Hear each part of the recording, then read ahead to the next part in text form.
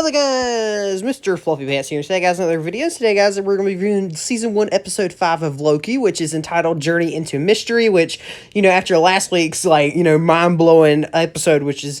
like I said, probably the best Disney Plus episode ever. This is, I would say, pretty close to it. I would definitely say this is on par with it, for sure, which, this episode, also this will contain spoilers, so if you didn't go see it, go watch it real quick, but, I was really looking forward to this episode. It's hard to believe we only got one more episode left, and I'm kind of hoping it'll be, like, a really long episode or whatnot, but I don't know, we'll have to see, though, but,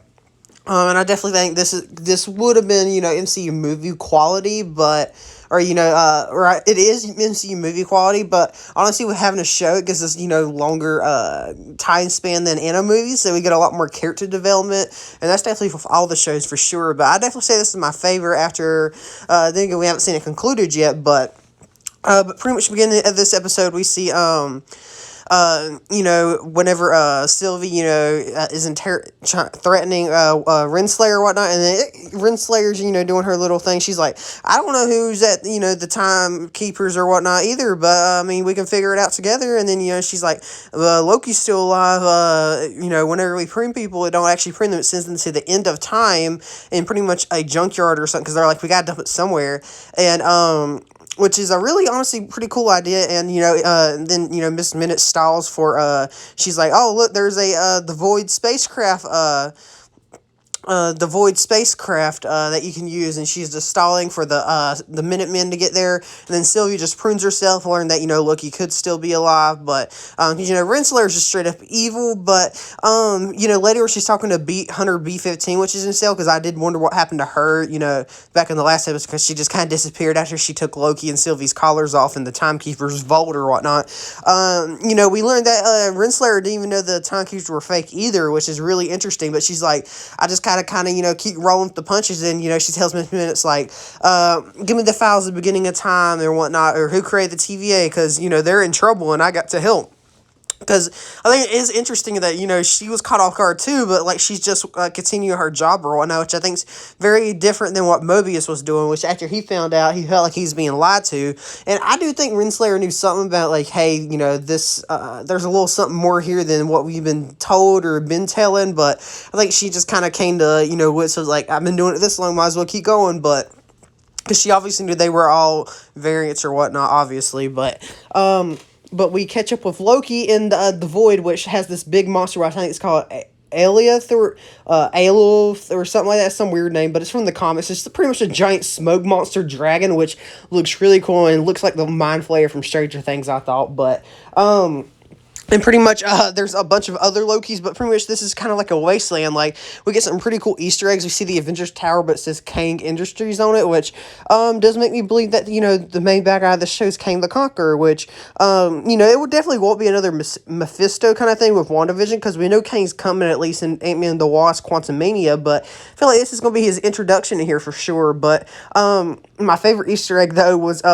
is whenever they first, him and the other Lokis go down into the bunker or whatnot, and you see the Thanos helicopter from the comics, like, that just absolutely made my day. Then we see Throg trying to get Mjolnir or whatnot, that was really cool, too, but, we get, Loki meets up with Kid Loki, Boastful Loki, and then, I guess old Loki, but they call him classic Loki, but, he has the classic outfit on, and he is just my favorite character of all time, probably one of my all-time favorite MCU characters is old,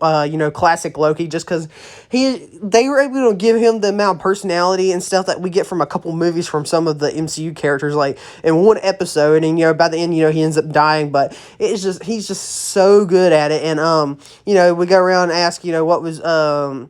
because, they kind of salvage him. They're like, come with us unless you want Aelith, or however you say it, to eat you or whatnot, which we see later is a giant smoke monster that kind of, like, disintegrates with, like, acid or whatnot, which is kind of very scary, but,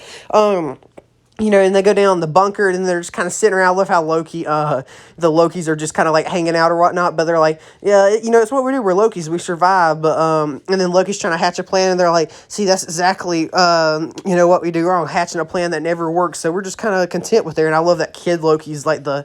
he's, like, their surrogate king, and also, there's Alligator Loki, which I think is really cool, because everybody throughout the episode is like, is he really a Loki, and then, And then I think classic Loki's like, well, he's green, ain't he? Which was hilarious. And alligator Loki definitely gave me a big laugh, especially when he bit President Loki's hand off,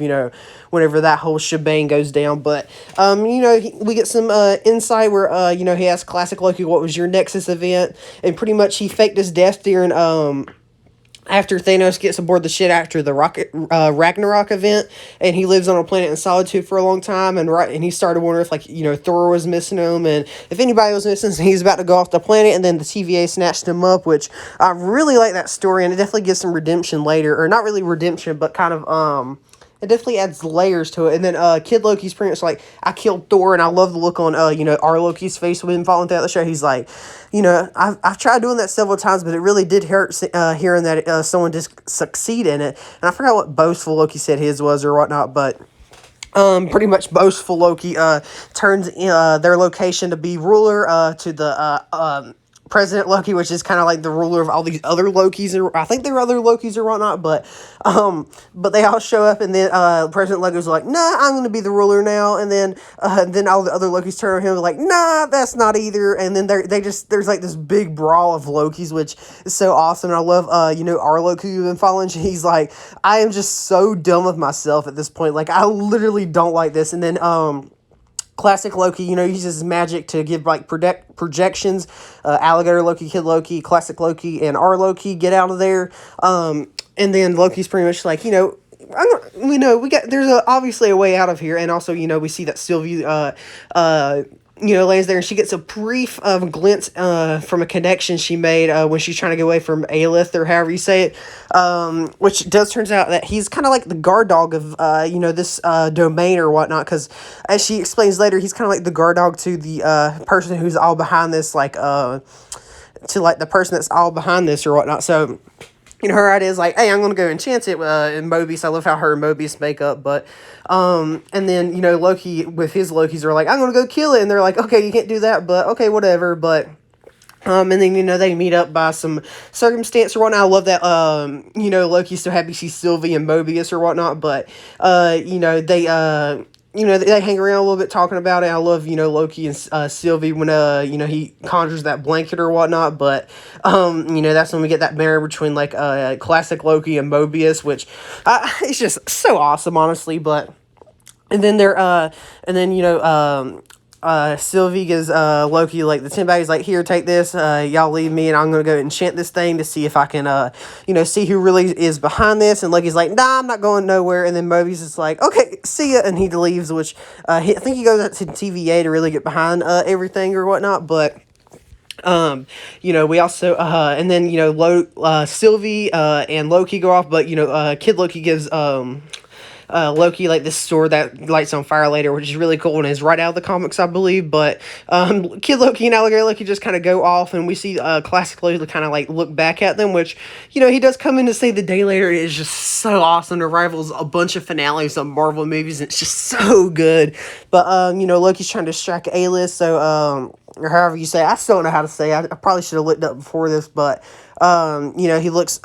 tries to distract him so Sylvie can enchant him or whatnot, but then, it's really falling apart or whatnot, but then classic Loki comes in and literally manifests out of magic freaking the whole Asgard, out of magic, and it's just such an awesome scene, the score swelling, and the score for this show is just so good. I really recognized it in this episode, but